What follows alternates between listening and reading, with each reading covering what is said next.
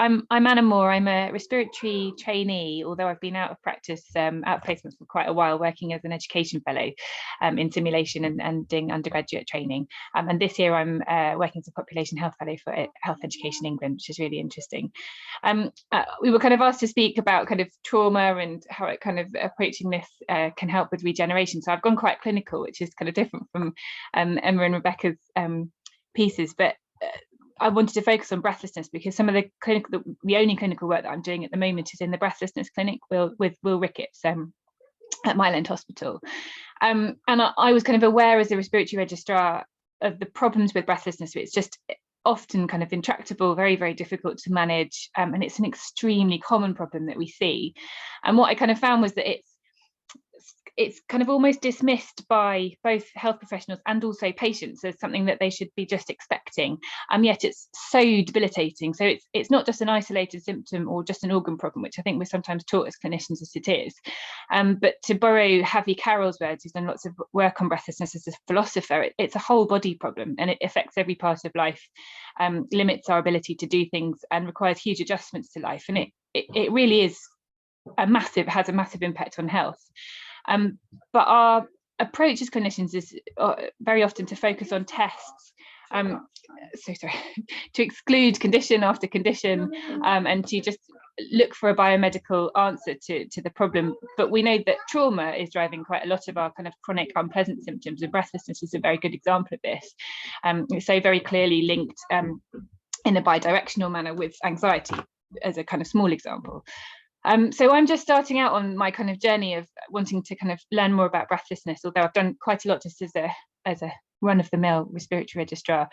But so far, my experience tells me that you can have a really meaningful conversation about breathlessness, but as long as we are conscious of the links between brain, which means emotions, and body, particularly in relation to breathlessness. And there's some really interesting work about this.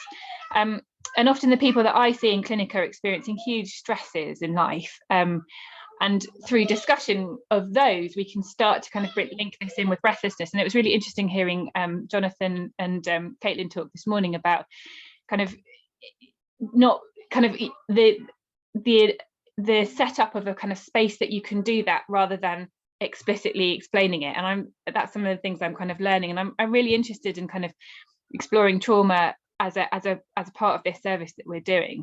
So obviously I'm not a psychologist or a therapist. It's not for me to even try and elicit what the trauma was, but just kind of making a kind of safe place for people to be heard, and to hear about the ongoing trauma which their breathlessness is giving them.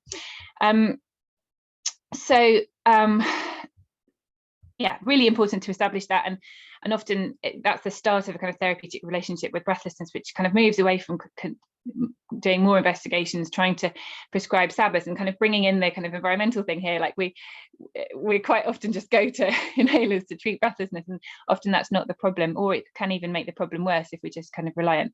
We're really lucky to have a respiratory physiotherapist in clinic with us, and we often see patients together, which is wonderful. And I find myself really wanting to speak to primary care, to people's GPs about kind of what people are kind of, what my patients are experiencing more and more, because I think we need to see this as a whole system. So the other thing just to say is that people's life circumstances are obviously so important in conversations about breathlessness, and so many of the people that I see are living in poverty, reliant on food banks, in poor quality housing, and unstable employment, and this of course affects their lung health, but also their ability to cope with their ill health.